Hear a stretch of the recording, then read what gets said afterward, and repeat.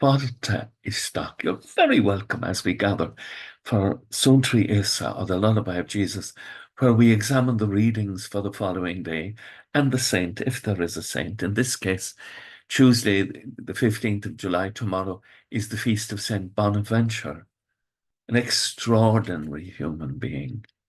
As a little boy, when he was very ill and close to death, he was brought to St. Francis, who, touched by the pain of his parents at his illness, prayed with him that he would recover.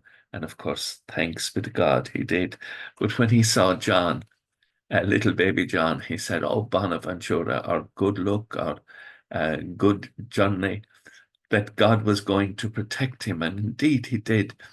And that in this journey he was perhaps one of the wisest and brightest men that Europe has ever given rise to.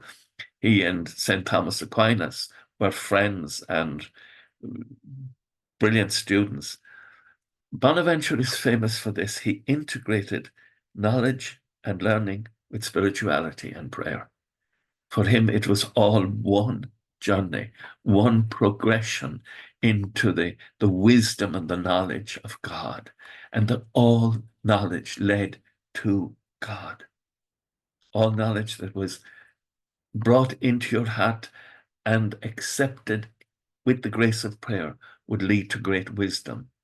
And the first reading tomorrow is taken from the letter of St. Paul to the Ephesians and St. Paul's great prayer.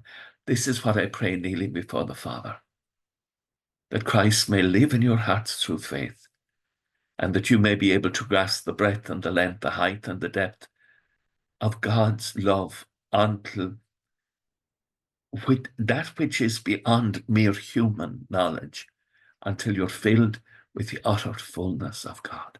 Not just knowledge as in knowledge about, but knowledge as in knowing God. And then the gospel tomorrow. The gospel tomorrow is the greatest among you must be your servant. The greatest among you must be your servant. Anyone who exalts himself will be humbled, and anyone who humbles himself will be exalted. See our Lord Jesus Christ humble on the cross, and he's exalted in the resurrection. In the same way, you and I are called to imitate the humility of Christ and to abandon ourselves, not for the sake of saying that we're humble, but for the sake of love. For the sake of love, we abandon ourselves. And the psalm tomorrow, Psalm 119, "I have sought you with all my heart, Lord. I have sought you with all my heart."